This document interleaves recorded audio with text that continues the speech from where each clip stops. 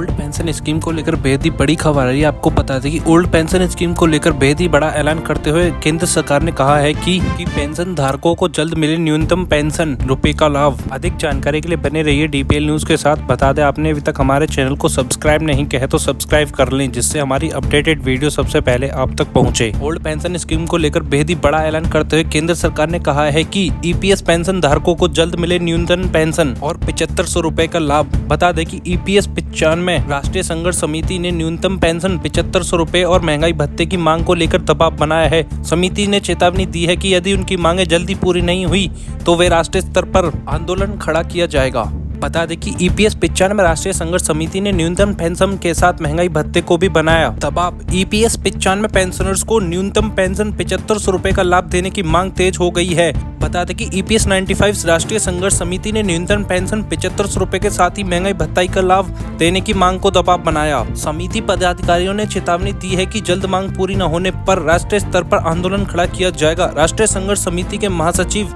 BS Rawat ने कहा है कि इस बार देश भर के कर्मचारी एकजुट हैं। रिटायरमेंट के बाद मात्र 1100 रुपए पेंशन मिलने से पेंशनर्स आहत में हैं। बता दें कि नामात्र की पेंशन देने से शर्मनाक स्थिति बनी हुई है। इस पेंशन से दवाई तक का इंतजाम नहीं हो रहा है। जिस समय रिटायरमेंट के बाद आदमी को सबसे अधिक वित्तीय सुरक्षा की जरूरत होती है, उस समय ही उन्होंने बदहाल स्थिति में छोड़ दिया जा रहा है। कहा कि सरकार इस नामात्र की पेंशन से पेंशनर्स को निजात दिलाई। कहा कि सरकार जल्द पेंशनर्स की पूर्व में दी गई सेवाओं का सम्मान करते हुए न्यूनतम पेंशन 7500 रुपए का लाभ दे। न्यूनतम पेंशन के साथ ही पेंशनर्स को नियमित रूप से महंगाई भत्ते का भी लाभ सुनिश्चित कराया जाए। इस सामाजिक सुरक्षा के लिए सरकार के पास किसी भी तरह के बजट की कोई कमी नहीं है। सरकार के पास ईपीएस की 8 लाख करोड़ की पूंजी है।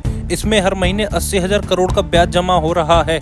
यदि 7500 रुपए न्यूनतम वेतन के महंगाई भत्ते का लाभ दिया जाता है तो सिर्फ 43,000 करोड़ का खर्चा होगा। इसका सीधा असर 70 लाख पेंशनर्स के साथ ही 7 करोड़ ईपीएस सदस्यों पर पड़ेगा। कहा कि जब तक ये लाभ पेंशनर्स को नहीं मिलता आंदोलन जारी रहेगा। बता दें कि केंद्र सरकार ने कहा है कि पेंशनर्स को पेंशन देने से पहले उनके स्वास्थ्य की जानकारी ली जाए। ऐसी ही अपडेट्स के लिए सब्सक्राइब करें डीपीएल न्यूज और बेल आइकन को दबाना ना भूलें।